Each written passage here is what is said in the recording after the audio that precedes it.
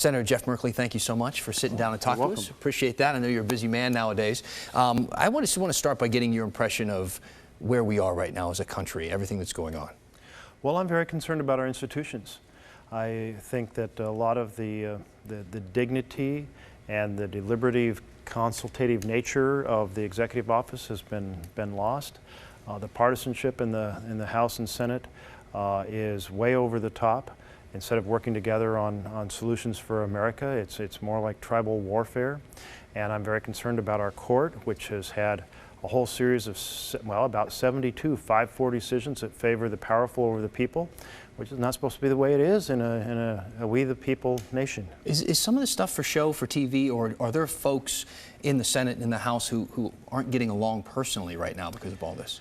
Well, you don't have the same camaraderie you had 3 or 4 decades ago when families lived in D.C., you had a normal work week, you had lunches and dinners together, the spouses knew each other, the children knew each other. That is gone. We're just there from Monday night through Thursday night, and we get back to our home states. I don't see animosity, but what I do see is deep differences driven by the wide disparity in how information is presented across America. So depending on where you live and what channel you're watching, you get a very different view of the world, and then that drives the separation in the House and Senate. When you speak about the House right now, everything that's going on with the impeachment, do you feel like we're spinning our wheels a little bit? Because by the time you see anything, that the Senate has any type of vote, I mean, the chances of them removing the president from office next to zero. Well, that's certainly the prediction, and it seems accurate. I'm driven in this whole operation really by the same spirit that I took my first political act on. I was a junior in high school, and Spiro Agnew had been convicted of taking $100,000 in bribes. And I'm reading the evening newspaper, coming home from high school, and I see that his penalty is $10,000. I'm like, that's crazy. What is this? Is justice if you're rich and powerful in America? You get to keep 90% of your criminal proceeds while other people go to jail for extended periods.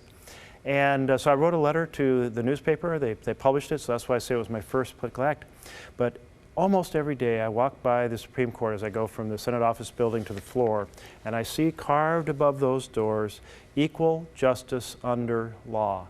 And so we have these two principles at stake, equal justice under law and the checks and balances of Congress. It has a responsibility under our Constitution, under the oath to the Constitution that we have taken, to make sure the President does not exceed the powers granted in the Constitution. So we have two big principles at stake here. So the president has been very aggressive with trade dealings. There's been the trade war with China. Then there was the NAFTA deal that he said was the worst one. I'm not quoting him here, but the worst in American history or something like that. Well, we've seen changes with that. So they seem to find some common ground with China today, and the USMCA looks like it is going to replace NAFTA. So we're going to have a better relationship, or at least that's the indication here, with Mexico and Canada. What do you think of where we have been recently and what these new deals or these new negotiations may mean? We have seen an evolution on the trade agreement with Mexico and with Canada. What the president initially brought back was basically a rubber stamp of the initial trade deal. And Democrats said, no, it has to have strong labor provisions, strong environmental provisions, and the labor provisions have been significantly increased as a result. I'll be reading the fine details of the agreement. I'm still concerned about the environmental side. I believe that if you take our economy and you open it up to goods that are made in substandard conditions, then you undermine all the businesses of America. You give them, your competitor gets full access, but they get to operate from very different principles. And so we have done huge damage with these trade agreements to the manufacturing base in the United States of America. We can't continue to do that. This agreement may be a step in the right direction, but I'm reserving judgment till I've read all the details. Right now, people, especially in agriculture here in Oregon, are hurting because of some of this. I mean, what do you say to those people? Well, I've heard a lot more about the concerns regarding China than about Mexico and Canada, because realize NAFTA is still in place, so this is a discussion about replacing it. And there's a lot of folks who have been concerned that even if they're not hit now, the next round of the battle with China may hit them. We have very different circumstances with ag and with manufacturing. You can't move the land to China, But when you allow people to make things and sell them in a marketplace at substandard labor and environmental standards, then what you do is you undermine the factories here, and our businesses have the choice of either shutting down or moving overseas. And we've seen that just for the last several decades. So ag should be on a level playing field. We can compete with anybody in the world, but we absolutely need to view these two sectors separately. They require different sets of rules. Now, moving forward as a country, you mentioned that you think that lawmakers are more separated than they've ever been in your experience, that Americans are separated by the way they feel, the media that they consume. The predictions say that the president will not be removed from office, even if it goes to a Senate vote. Where do we go after that? If all these predictions come true based on what you believe, where you believe we are as a country, what happens next? Well, let's say we have the trial in January in the Senate. And if it proceeds as we anticipate, it'll be a partisan vote, and that in itself will be a reflection of deep damage that's been done to the Senate. At this moment, every senator should be asking, what would I do if the president was of the other party?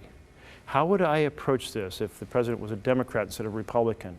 Because if you can't say you do exactly the same thing, then you haven't honored your oath to the Constitution and to our country. And I'm afraid that a lot of people are not going to be honoring their oath to the Constitution and to our country. But the trial will take place, and then come February, we'll be looking at the early primaries, and we'll be headed towards the election in November. And really the ultimate arbiter of where we go as a country is going to be the November elections. This is why I'm so concerned about several forces that have been corrupting our constitutional system: gerrymandering, voter suppression, dark money in particular. We need to restore the vision our founders made and end these corruptive practices. How do we do that? Well, we need to pass the For the People Act. And Tom Udall of New Mexico and I have been the leaders on it. It takes on gerrymander, it takes on voter suppression, manipulation, and it shines a light on the dark money. It can't reverse the Citizens United third-party spending, but it can put a light on it so you know exactly where it's coming from and exactly where it's being spent. Senator Jeff Merkley, thank you so much. We appreciate your time.